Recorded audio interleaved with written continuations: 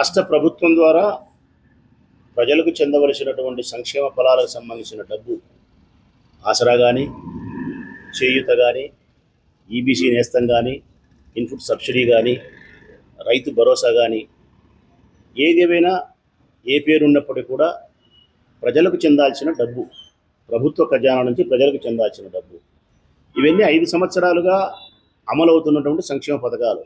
ఇది కొత్తగా ప్రవేశపెట్టే సంక్షేమ పథకాలు కాదు, ఓట్ల కోసం ఇచ్చే తాయిలాలు కాదు, ఎప్పటి నుంచో అమలవుతా ఉండే పథకాలు. మరి రొటీన్గా చివరిగా రావాల్సిన వైఎస్ఆర్ ఆసరా ఈ ప్రొద్దుటూరు పట్టణంలో కూడా దాదాపుగా 500 గ్రూపులకు రావాలి. ఇంకా డబ్బులు 500 గ్రూపులకు రావాలా ఊరల్లోనే. ప్రభుత్వ ఖజానాలో డబ్బు ఉంది, మేము వారి అకౌంట్లో వేస్తామంటే ఎన్నికల కమిషన్ అభ్యంతరం చెప్తుంది. ఎన్నికల కమిషన్ అభ్యంతరం చెప్పేదానికి కారణం చంద్రబాబు నాయుడు.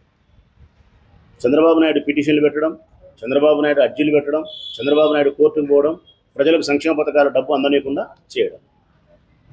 ఇది ఎంతవరకు న్యాయం అని అడుగుతాను. ఎన్నికల కమిషన్ అయినా కానీ ఆలోచించాల్సిన బాధ్యత ఉంది కదా అని నేను భావిస్తూ ఉన్నాను.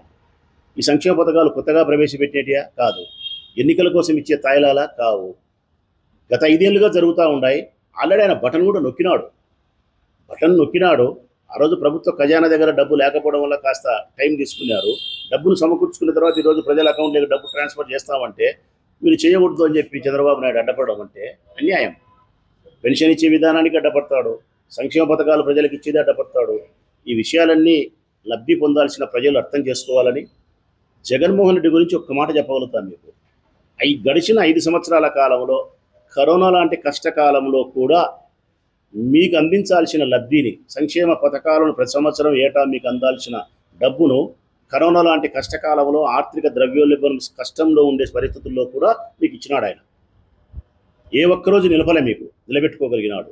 మరి 4 విడతలుగా ఇవ్వాల్సిన సొమ్ముని ఇచ్చి 5వ విడతలో కూడా డబ్బు రెడీగా ఉండి మీకు చెందకుండా ఆలస్యం జరుగుతూ ఉందంటే 13 వరకు ఆపగలుగుతారు. ప్రజలారా, 13 వరకు ఆపగలుగుతారు.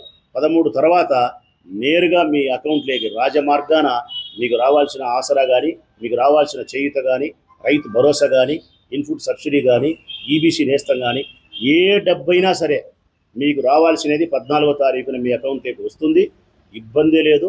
ఆయన నిజాయితీని మీరు ఏమాత్రం శంకించాల్సిన అవసరం లేదు. చంద్రబాబు నాయుడు యొక్క మోసపూరిత కుట్రపూరిత ఆలోచన విధానాన్ని గమనించండి, అర్థం చేసుకోమని చెప్పి అభ్యర్థిస్తూ మీ రాచమల్లు. మా నమ్మకం నువ్వే జగన్, మా నమ్మకం నువ్వే జగన్, మా నమ్మకం నువ్వే జగన్.